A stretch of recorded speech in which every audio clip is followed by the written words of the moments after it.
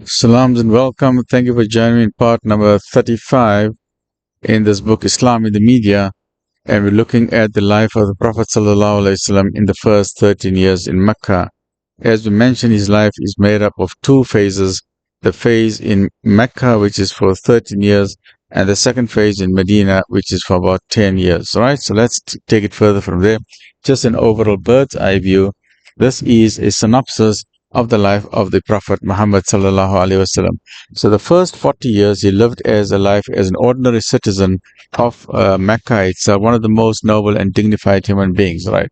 So don't worry about it. I'm just moving that out of the way, right? So the prophethood had his life of prophethood in Mecca for 13 years and in Medina for 10 years. So total number of years of prophethood was 23 years. 23 years of prophethood, and the Quran was revealed over 23 years, and it was revealed piecemeal depending on the needs of the society and what challenges the Prophet ﷺ was faced with, or the questions that the people of the book, the Jews and the Christians, asked him, or what the pagan Quraysh, those asked him. So depending on the questions that people used to ask him, or the problems that he was faced with, like the Hijrah, the assassination attempt on his life, or there were problems like the hypocrites in Medina, or the Battle of Badr, or Uhud, or the Trench. So depending on the situation, the verses of the Quran were then revealed over 23 years as a living manifestation of a historical evidence of his life, and it was an unfolding of his life. And that is why they say the Quran is a personification of the living, walking, talking Prophet Muhammad sallallahu alaihi wasallam.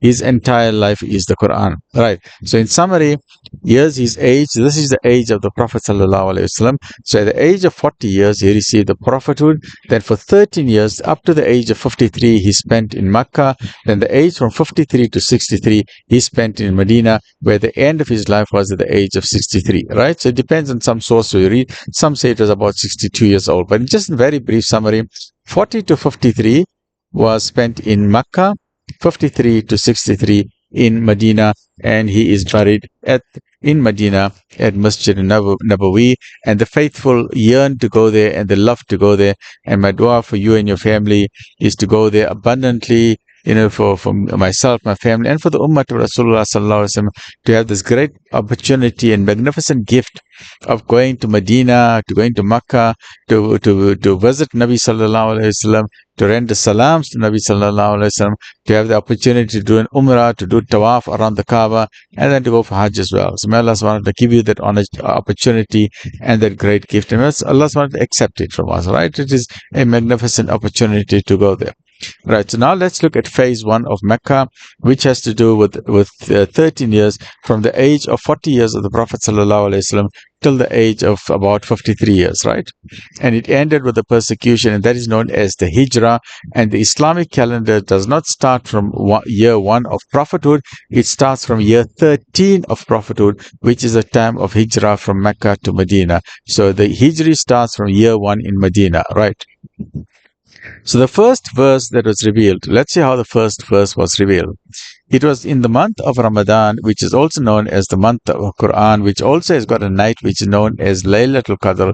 That is a very powerful night. In that night, the Quran was revealed, and the value or worth of that night is worth more than 1,000 months of your reckoning, and 1,000 months is 83.3 years. So in that one magnificent, very powerful night, Laylatul Qadr night, the Quran descended. First, it descended from the highest levels. It came to the highest heavens. It came to the lowest heavens. So the entire Quran, the entire 114 chapters came from the highest heavens. It came, from the lower Mahfuz to al-Kitab.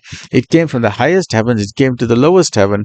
And then from the lowest heaven, it was then revealed over 23 years, depending on the needs of the Prophet sallallahu alaihi wasallam, whenever he needed a certain verse of the Quran to support him in his journey through his 23 years of prophethood.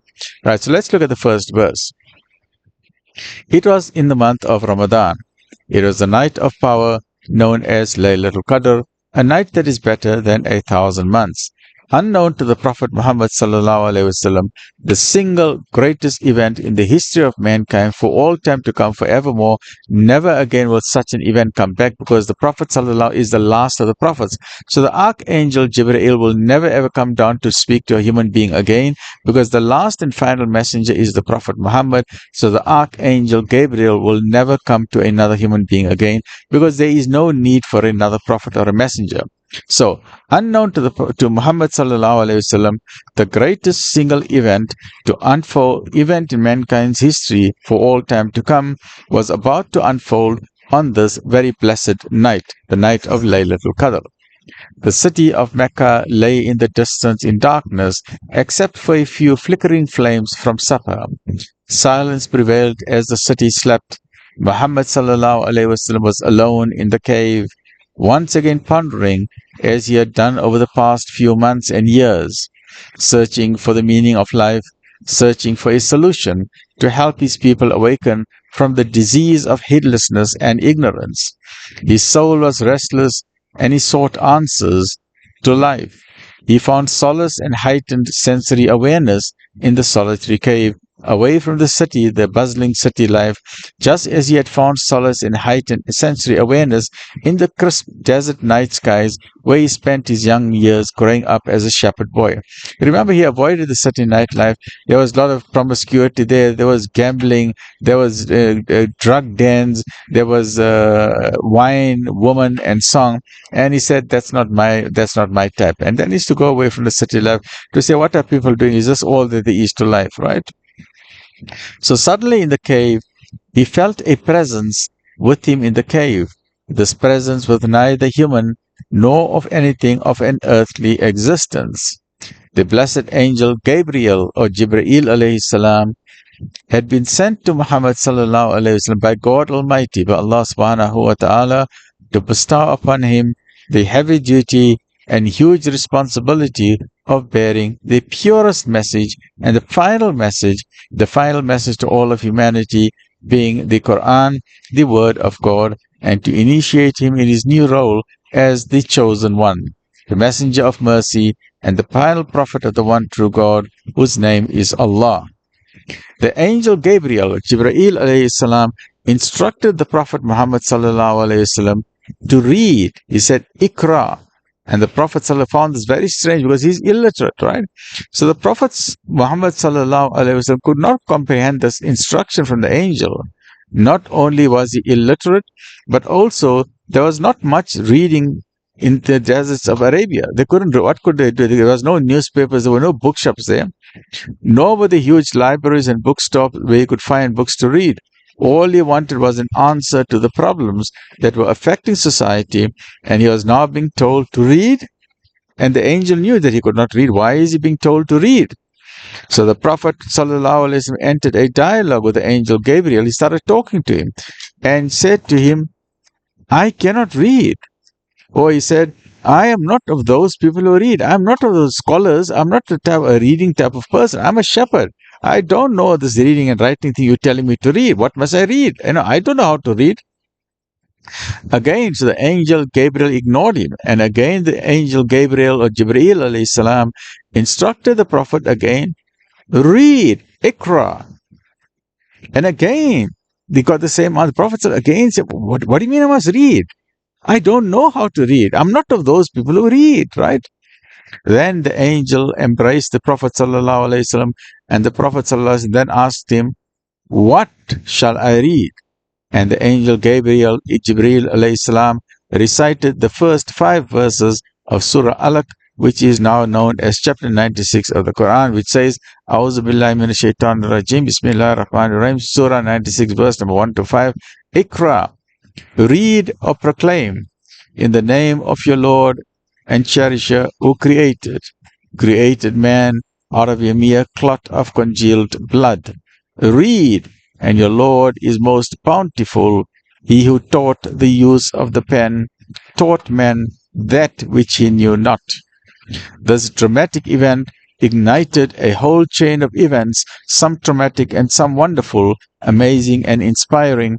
These words conquered the hearts of the multitudes and continue to do so with soaring vitality. making the Prophet Muhammad sallallahu alaihi wasallam the most influential person in history. With a following today that is more than 2 billion Muslims throughout the world. So the single one instruction, read, changed the entire course of humanity, because Arabia in those days was faced with lawlessness. The world was in darkness. They had forgotten God. They'd forgotten the soul. They'd forgotten the spiritual side. And the soul of human beings were hungry to return to God.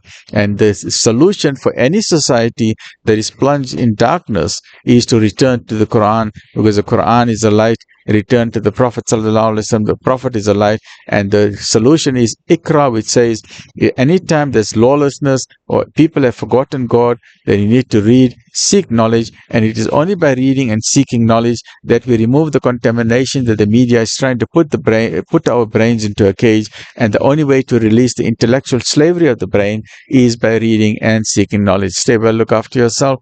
Alhamdulillah Rabbil Alameen.